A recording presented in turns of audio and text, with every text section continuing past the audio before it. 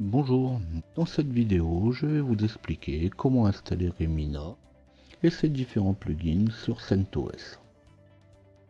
Alors Remina est un logiciel de gestion de prise en main à distance.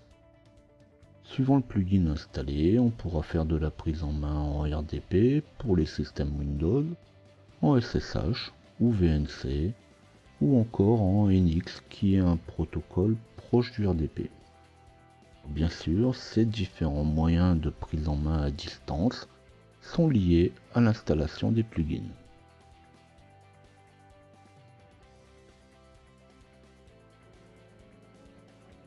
CentOS est un petit peu plus réservé aux informaticiens un peu plus professionnels que la plupart des autres systèmes Linux. Remina est généralement disponible dans les dépôts de base des autres distributions. Pour CentOS, c'est un peu différent. Remina n'existe pas du tout. On pourra vérifier avec la commande yum provides remina. Alors on va quand même trouver un ensemble de tutos sur internet expliquant que Remina n'existe pas mais qu'à la place on a FreeRDP qui fait très bien la même chose. Alors ceux qui auront installé et utilisé FreeRDP savent de quoi je parle, c'est quand même un peu loin de Remina. Alors bien sûr, les extrémistes diront qu'on fait du Linux ou on reste sur d'autres systèmes.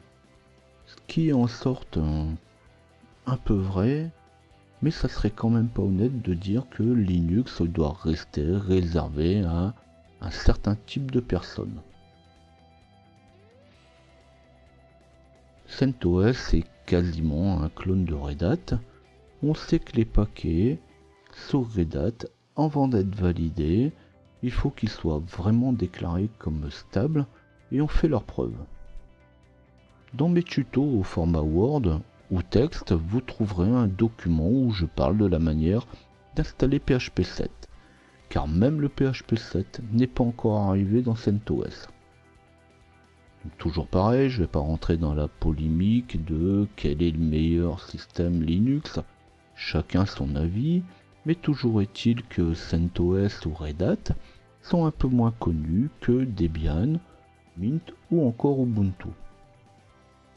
Donc il n'y a rien d'évident de passer d'un système à un autre, même si Linux reste du Linux.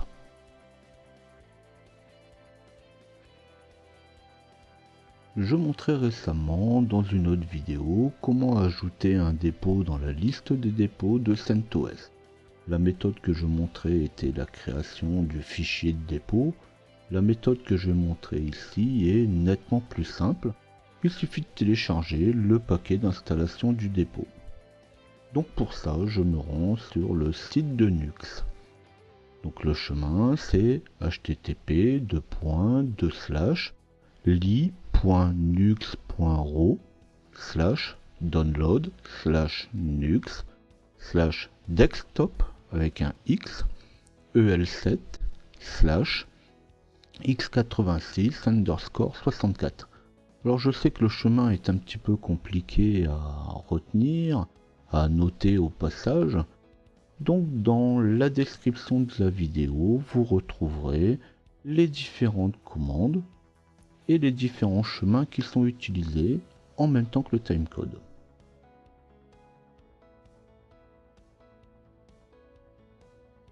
Une fois qu'on sera sur le dépôt, une fois qu'on sera au bon endroit dans la liste des fichiers RPM proposés par Nux, on va aller chercher le dernier paquet Nux Desktop. Alors attention, Desktop s'écrit D-E-X-T-O-P et non pas comme le bureau, avec un X. Donc on va chercher le dernier paquet, la dernière version. Quand c'est fait, on va retrouver le fichier sur la machine et on va installer le paquet avec la commande rpm-uvh avec un U majuscule et VH. Alors UVH pour plus de compatibilité dans l'installation éventuelle. U va permettre de faire un upgrade si vous aviez déjà une version avant. et VH pour un affichage des détails, V et H pour un affichage des détails plus compréhensibles. Une fois que c'est fait, on pourra aller voir le nouveau dépôt installé. Donc là encore, plusieurs solutions sont possibles.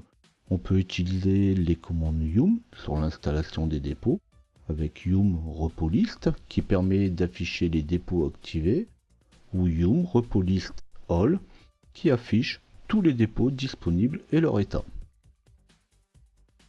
Alors bien sûr, il existe d'autres méthodes. Il en existe une un petit peu plus barbare qui consiste à aller voir les dépôts et leur contenu.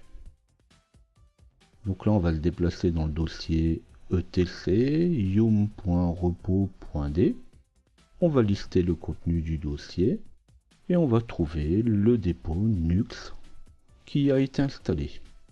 Et il suffit de faire un cat de nuxdesktop.repos. Et là, on pourra voir le contenu. On pourra remarquer que le dépôt testing n'est pas activé. Alors le but de cette vidéo est d'installer Remina, mais n'est pas de faire le tour des commandes de dépôt. Alors la méthode est un petit peu plus radicale, mais l'idée sous Linux est bien de tout maîtriser au plus près du système.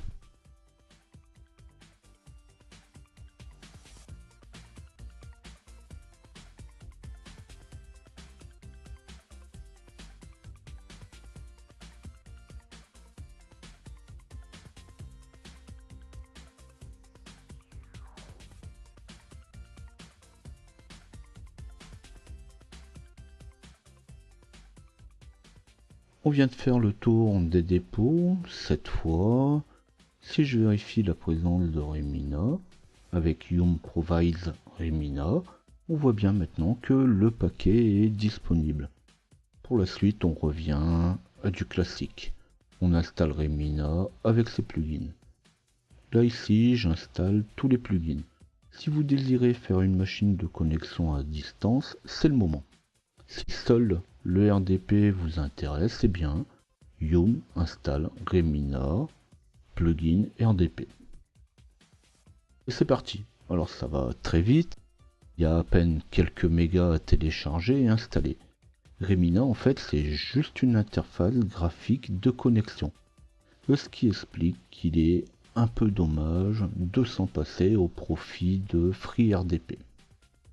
Alors le premier paquet qui sera installé demande de confirmer la clé de sécurité.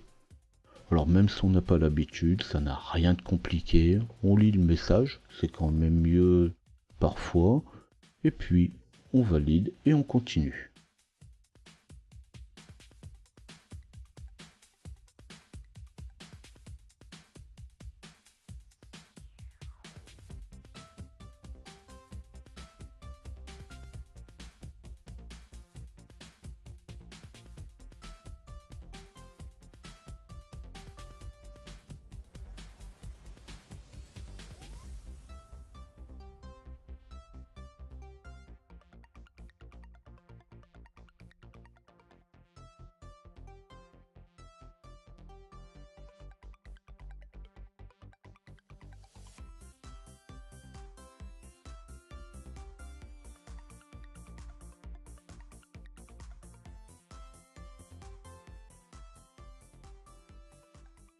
Alors maintenant que Remina est installé, éventuellement on peut mettre un raccourci sur le bureau.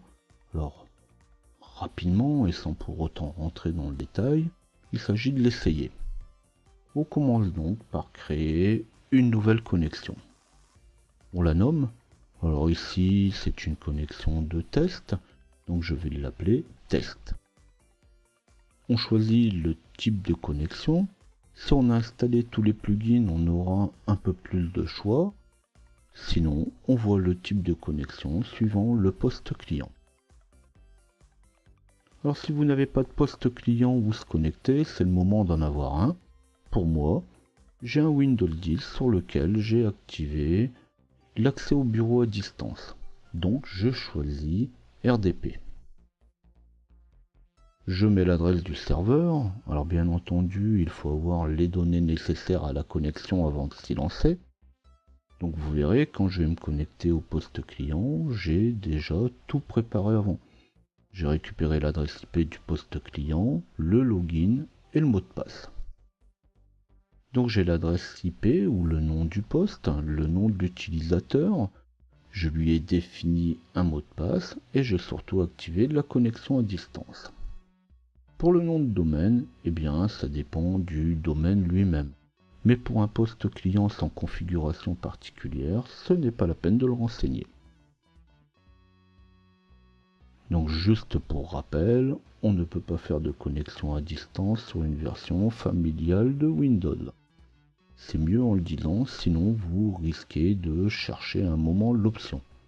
Alors pour un poste familial, vous pouvez utiliser NX avec FreeNX, ou VNC, Ultra VNC, Tight VNC, c'est au choix. Après avoir rentré les informations, on pourra personnaliser l'affichage suivant les besoins. Bon, le remote FX ne fonctionne pas toujours bien, donc la connexion avec ce système est parfois un peu compliquée. Donc je préfère m'arrêter aux 32 bits pour le RDP, c'est bien suffisant. Après avoir choisi aussi la résolution de l'écran, on pourra même choisir un dossier partagé.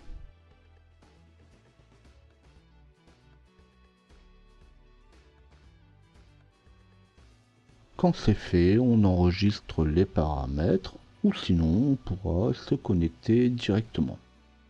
Alors juste pour le rappel, ici j'ai changé mon mot de passe de ma machine distante avant de mettre en place la connexion.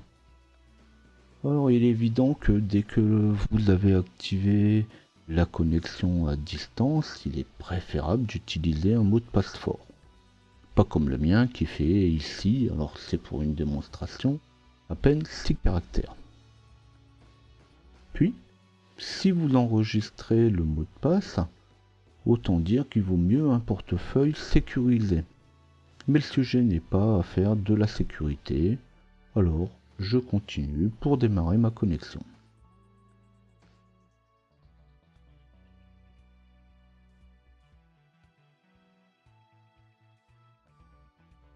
Lors du premier lancement de la connexion, il faudra presque toujours, alors je dis bien presque toujours parce que tous les systèmes et toutes les versions de système ne sont pas toujours sécurisées comme il faut, valider le certificat pour autoriser la connexion.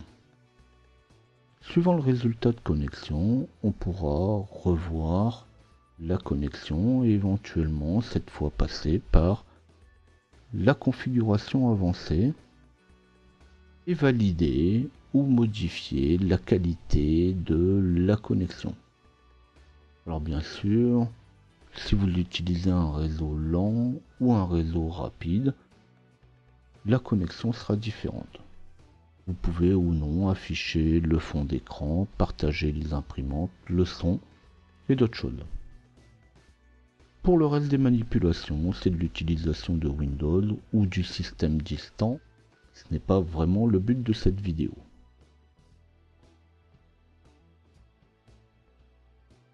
Pour découvrir l'ensemble de mes vidéos et aussi des centaines de documents, il vous suffit de flasher le QR code ou taper LJP Info avec un S dans Google. Alors bien sûr, je vous invite à visiter mon site, bien que je fasse plus de vidéos maintenant, il m'arrive encore d'écrire quelques documents au format Word, surtout quand il s'agit de fichiers de configuration, quand une vidéo n'est pas forcément appropriée. Suivant que cette vidéo vous a intéressé, pensez à donner un coup de pouce. N'hésitez pas à vous abonner à la chaîne si vous désirez retrouver d'autres vidéos. N'hésitez pas non plus à laisser des commentaires ou poser vos questions si quelque chose ne serait pas compris ou si vous avez besoin de plus de précision dans les explications données. Et je vous dis à bientôt.